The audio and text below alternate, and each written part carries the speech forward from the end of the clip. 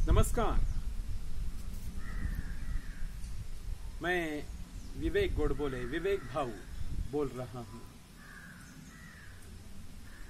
आप कैसे हैं? सावन मास शुरू हो गया। हमारे एक जीवन पद्धति में या भारतीय संस्कृति के अनुसार एक एक मास की कोई विशेषता है और खास करके इस श्रावण मास का महत्व तो बहुत ही है, क्योंकि यह मास सभी देव देवताओं को प्रिय है। भगवान शिवजी को तो अत्यंत प्रिय है। उनके माथे पर, शिवलिंग पर जलधारा चढ़ा करके हम लोग उनकी बहुत भक्ति करते हैं, बिल्व पत्र चढ़ा करके। और यही मास विष्णु भगवान को भी प्रिय है, क्योंकि इसी मास में कृष्ण भगवान अवतरित हुए हैं। यह मास माताजी को भी बहुत पसंद है। इसलिए ये श्रावण मास में बहुत सारे त्योहार आते हैं। इसकी जो शुरुआत होती है ये नाग पंचमी इस दिन से होती है। वास्तव में श्रावण मास शुरू हुआ प्रतिपदा से। उत्तर भारत में श्रावण मास की शुरुआत जो हुई है वो पूर्णिमा के बाद हुई है, क्योंकि मासों की भी गिनती अलग अलग पद्धति से होती है। दक्षिण भारत में अमावस्या के बाद मास बदलता है, उत्तर भारत में पूर्णिमा के बाद मास बदलता है, लेकिन फिर भी ये श्रावण मास तो नक्की है। इस मास में अभी जो आने वाला जो प्रमुख त्योहार है उसको कहते हैं नाग पंचमी। इस दिन नाग, सर्प, उनकी पूजा की जाती है। हमारे भारतीय जीवन शैली में एक जो चीज है कि हम भगवान का दर्शन हर एक प्राणी मात्र में, कण कण में, कीटाणु में, मछलियों में, पंछियों में, सभी जगह हम भगवान को देखते हैं। यही हमारी विशेषता है।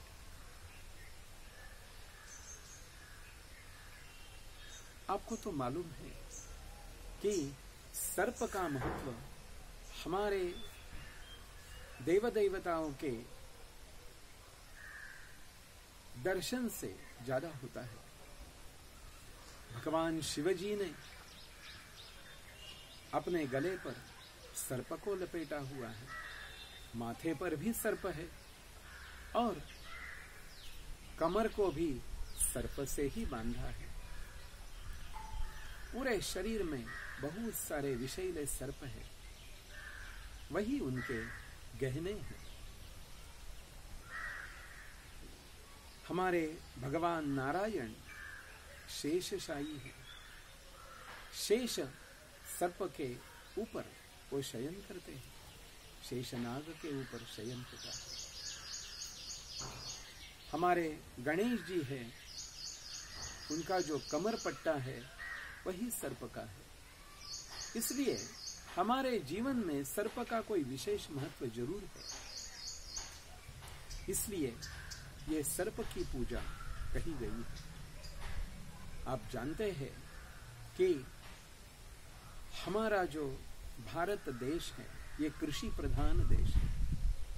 इसलिए जो भी फसल आएगी, अनाज उगेगा, इसमें से पूरा का पूरा अनाज हमको प्राप्त होता नहीं है, क्योंकि चूहे जैसे अनेक प्राणी अनाज का नाश करते हैं। वो खाते हैं कम और नाश ज्यादा करते हैं। तो उनके ऊपर भी कुछ कंट्रोल लाने के लिए सर्पों की आवश्यकता है।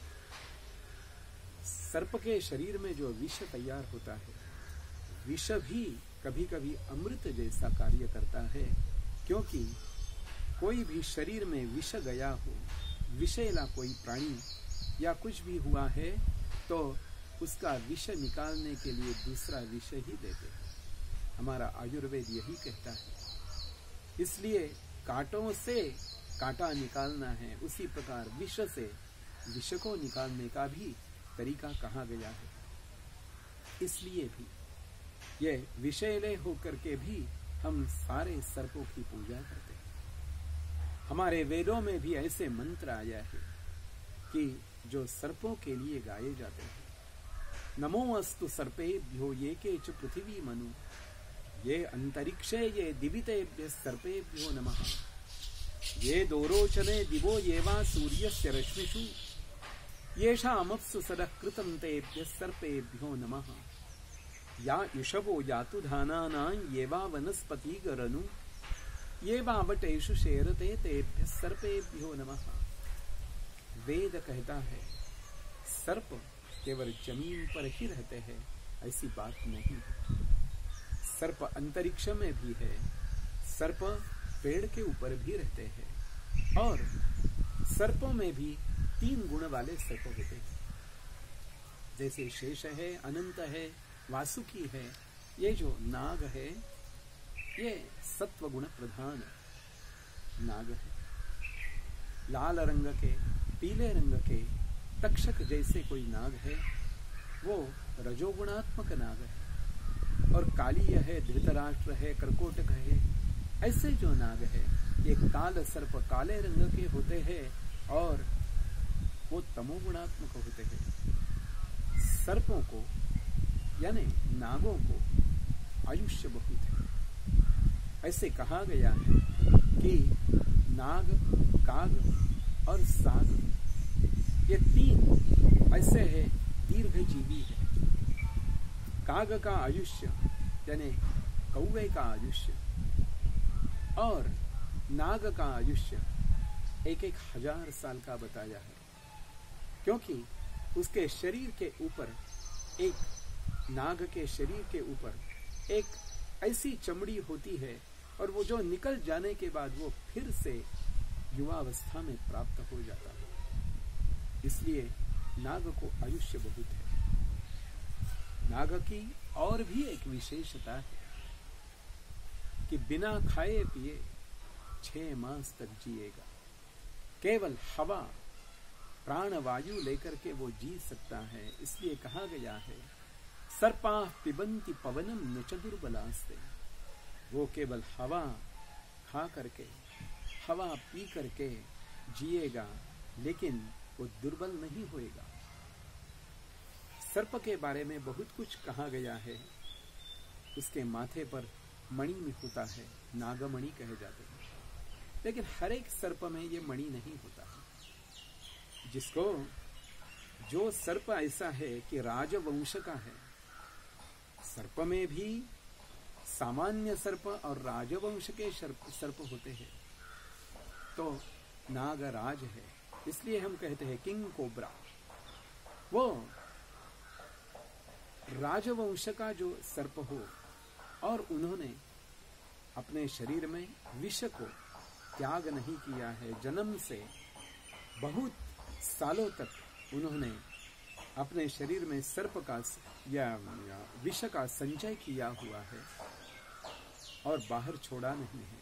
नहीं तो सामान्यतया ऐसे होता है, कई बार सर्प बहुत विष हो जाने के बाद वो वोमिट कर देता है, लेकिन ये ऐसा भी कुछ किया नहीं है, किसी को डसा नहीं है, और यानी उन्होंने ब्रह्मचर्य का पालन किया हुआ है। ऐसे सर्प के मस्तक पर वो विष से ही मणि बन जाता है और वो इच्छा पूर्ति वाला मणि होता है, ऐसे कहा जाता है। ये सर्प की पूजा का बहुत सारा महत्व है, क्योंकि वो चूहे के बिल में जाकर के उसको पकड़ेगा और खाएगा। इसी के कारण, नहीं तो चूहे कितने पैदा हो सकते हैं आपको मालूम है? एक चूहा और एक चूही एक जोड़ी हो तो एक साल में 14,000 नए चूहे पैदा हो जाते हैं। तो इसका विचार करो कि चूहे कितने खतरनाक हो सकते हैं। इसलिए हमारे यहाँ ये सर्प की पूजा बहुत महत्वपूर्ण कही गई है। नाग को और एक नाम है चक्षुश्रवा। वो आंखों से ही देखता है और आंखों से ही सुनता है, इसलिए उसका नाम चक्षुश्रवा है। आधुनिक शास्त्रज्ञ कहते हैं कि नाग को कान नहीं होते हैं। मुझे मालूम है उसको कान दिखाई नहीं देते हैं, लेकिन उसके आंखों में ही श्रवण यंत्र बिठाया गया है, इसलिए वो चक्षुश्रवा है। नाग की उम्र लंबी है। नाग का डर सबको होता है, इसलिए हम नाग के साथ भी मैत्री करें, सर्प के साथ मैत्री करें और उनको प्रार्थना करके कहे कि हे नागराज, आपको जैसे लंबी उम्र है ऐसी ही हमको लंबी उम्र मिले। आपके पास विष है, लेकिन हम आपको प्रार्थना करते हैं आप हमको अमृत दिला दें, क्योंकि आप अमृतेश के गले में बैठे हुए हैं।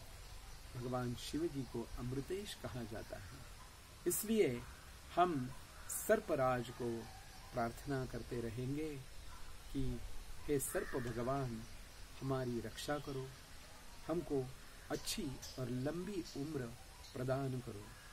सर्प का बहुत सारा विशेष गुण, उसके बारे में हम लोगों ने जरूर विचार किया है।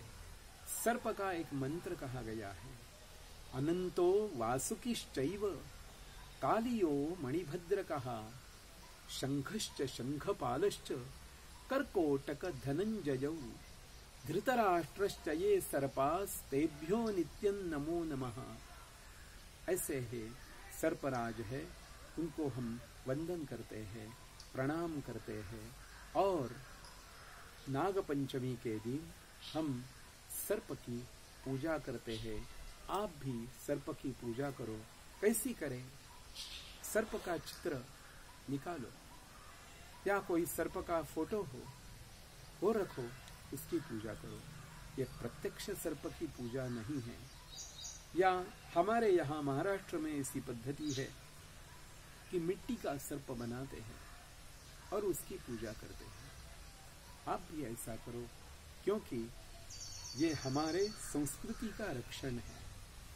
हम लोग यदि हमारे संस्कृति का रक्षण करते रहेंगे तो ही हमारे भारत की विशेषता हमेशा के लिए जागती रहेगी। इसका सब लोग निश्चितता से विचार करें। कुछ भी नहीं हो तो सर्प का स्मरण करो, और जो मैंने अभी श्लोक बोला है अनंतो वासुकिश्चैव, ये श्लोक का पाठ करो, प्रणाम करो, भगवान शिवजी को प्रणाम करो, भगवान नारायण को प्रणाम करो, क्योंकि उनके गले में या दूसरे नारायण जी की शैया ही सर्प है, शेषनाग है।